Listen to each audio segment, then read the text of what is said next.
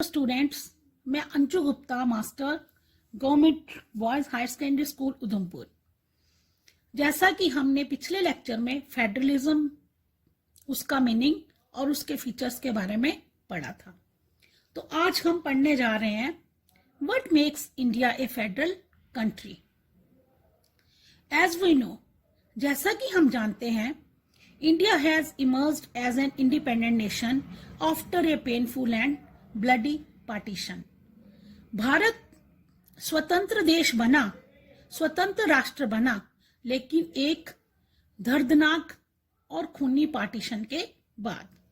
Soon after, और जब हमारा देश आजाद हुआ तो बहुत सारी ऐसी स्टेट थी जो हमारी कंट्री का हिस्सा बन गई। The constitution declared India as a union of states, और जो कॉन्स्टिट्यूशन था उसने भारत को यूनियन ऑफ स्टेट डिक्लेयर कर दिया। But it did not use the word federation, लेकिन इसको भारत के लिए उन्होंने फेडरेशन वर्ड यूज नहीं किया। Although the Indian union is, क्योंकि जो हमारा इंडियन यूनियन था वो प्रिंसिपल ऑफ फेडरलिज्म पर बेस करता है। Then the constitution originally provided for a two-tier system of government. तब कॉन्स्टिट्यूशन में ऐसा प्रोविजन हुआ कि जो हमारा सिस्टम है वो दो टीयर पे बेस है, द यूनियन गवर्नमेंट और what we call the central government. Union government, जिसको कि हम सेंट्रल गवर्नमेंट भी बोलते हैं, representing the union of India, जो इंडिया की यूनियन को रिप्रेजेंट करता है, and the state government later. और एक हमारा सिस्टम है जो स्टेट गवर्नमेंट, सारी पावर स्टेट या प्रोविंस लेवल पर दी जाती है। Later on a third tier of federalism was added in the form of panchayat and municipalities. कुछ समय के बाद ऐसा फील किया गया कि नहीं, हमें एक और टीयर की, एक और लेवल की जरूरत है जिसमें हम पावर्स को शेयर करें। और जो वो फेडरलिज्म में ऐड किया गया उस फॉर्म को हमने बोला पंचायत, जो कि विलेज लेवल पे काम करती हैं, और म्यूनिसिपैलिटीज जो टाउन लेवल में काम करती हैं। As in the constitution clearly provided threefold distribution of legislative powers between the union government and the state government. अब उन्होंने स्टेट गवर्नमेंट और यूनियन गवर्नमेंट के साथ एक लोकल गवर्नमेंट भी बना दी और उनको अपनी powers they the. Thus it contains three lists. अब इनमें तीन लिस्ट आती हैं, union list, state list, concurrent list. Now we discuss one by one. Union list. Union list includes subjects of national importance.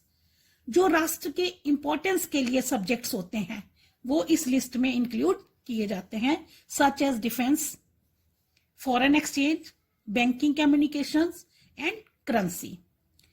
और इन सब के लिए एक जैसे ही रूल्स की जरूरत होती है, जो कौन बनाता है? Union, central government.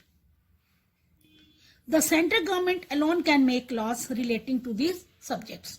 जो सेंटर की गवर्नमेंट होती है वो ही इनके लिए लॉज बना सकती है। It now consist of 100 items. Union list में जो सब्जेक्ट्स होते हैं उनकी हम अगर गणना करें तो वो 100 होती है। सेकंड हमारा आता है स्टेट लिस्ट। इसमें जो सब्जेक्ट आते हैं वो होते हैं police, trade, commerce, agriculture and irrigation. इनके लिए लॉ कौन बनाता है? स्टेट गवर्नमेंट, और इनकी गिनती कितनी है? 61। जो थर्ड है हमारा वो है कॉन्करेंट लिस्ट। इसमें जो सब्जेक्ट ऐड किए जाते हैं, कंक्लूड किए जाते हैं, उसमें दोनों का इंटरेस्ट देखा जाता है, दोनों का वेलफेयर देखा जाता है, यूनियन गवर्नमेंट का भी और स्टेट गवर्नमेंट का भी। उसमें कौन कौन से हमारे सब्जेक्ट्स आते हैं? Education, forest, trade unions, marriages, adoption and succession. और यहां पे क्या होता है, यूनियन भी और स्टेट गवर्नमेंट भी दोनों ही लॉ बना सकते हैं। अगर कहीं लॉज में कोई कन्फ्लिक्ट आ जाए तो वो लॉ जो है उसमें कोई चेंज करना पड़े तो वो कौन कर सकता है? यूनियन गवर्नमेंट, और फिर वो लॉ प्रिवेल करता है। The sharing of power between the union government and the state government is basing to the structure of constitution. ये कॉन्स्टिट्यूशन का ही एक स्ट्रक्चर है जिसमें पावर को शेयर किया गया यूनियन गवर्नमेंट में और स्टेट गवर्नमेंट में। Here the judiciary plays an important role. यहाँ पे जो जुडिशरी है वो एक इंपॉर्टेंट रोल प्ले करती है overseeing the implementation of constitutional provision and procedures में। अगर हम पीछे जाएं, जब हमने फेडरलिज्म का मीनिंग पढ़ा था और उसके फीचर पढ़े थे, तो हमने क्या देखा था कि जितने भी यहां पर जो हमारे कॉन्स्टिट्यूशन में बताया गया हमें, वो सारा फेडरलिज्म के फीचर्स में आता है। All those features applied to the provisions of the Indian Constitution. This make India a federal country. कितने मिनट? अब जो टर्म हम डिस्कस करने जा रहे हैं वो टर्म है decentralisation in India. Firstly we will discuss the meaning of decentralisation. Decentralisation हमने वर्ड तो पढ़ा, लेकिन सबसे पहले हमें इसका मीनिंग पता होना चाहिए। When power is taken away from central and state government and given to the local government, that is called decentralization. जब हम पावर्स सेंटर और स्टेट से लेकर लोकल गवर्नमेंट्स को देते हैं तो उसको हम डिसेंट्रलाइजेशन बोलते हैं। जैसा कि हमने ऊपर पढ़ा कि फेडरल गवर्नमेंट में पहले 2 या 2 से ज्यादा टीयर्स होते हैं, लेकिन but a very vast country like India cannot be run through these 2 tiers. लेकिन भारत जो एक बहुत विशाल देश है, इसमें 2 टीयर्स के हिसाब से गवर्नमेंट नहीं चल सकती। Thus there is need for power sharing within big states. क्योंकि यहाँ की जो स्टेट्स हैं वो बड़ी वास्ट हैं, बड़ी लार्ज हैं, वहां पर हमें पावर्स को डिस्ट्रीब्यूट करना पड़ता है। Federal power sharing in India needs another tier of government. तब गवर्नमेंट को एक और टीयर की जरूरत पड़ी below that of the state government, जो कि स्टेट गवर्नमेंट से भी बिलो हो। This is rational for decentralisation of power. तब पावर्स को डिसेंट्रलाइज किया गया। Thus resulted a third tier of government called local governments. और जो तीसरा टीयर बना उसको हमने कौन से नाम से जाना? लोकल गवर्नमेंट्स के नाम से। लोकल गवर्नमेंट्स बनाने से हमें यह फायदा हुआ कि अब जो लोकल लोग थे वो अपनी प्रॉब्लम्स, अपनी लोकेलिटी की प्रॉब्लम्स को आराम से फाइंड आउट कर सकते थे और उनका डिसीजन भी खुद ही ले सकते थे, क्योंकि उनको अपनी लोकेलिटीज के बारे में ज्यादा नॉलेज होती है। Local government is the best way to realise one important principle of democracy. Local government जो है ये डेमोक्रेसी का एक इंपॉर्टेंट प्रिंसिपल है, जिसको हमने क्या नाम दिया? Local self government. The need for decentralization was recognized in our constitution. हमारे कॉन्स्टिट्यूशन में डिसेंट्रलाइजेशन की नीड हुई। Since then there have been several attempts to decentralization power to the level of villages and towns. तब उन्होंने power को decentralisation की, power को decentralised किया। किस लेवल पे? विलेज लेवल पे और टाउन पे, टाउन लेवल पे। Village means rural areas where rural local government is popularly known as name of panchayat. जो गवर्नमेंट रूरल एरियाज में काम करती है उसको क्या नाम दिया गया? पंचायती राज। और दूसरी side local government bodies exist for the urban areas.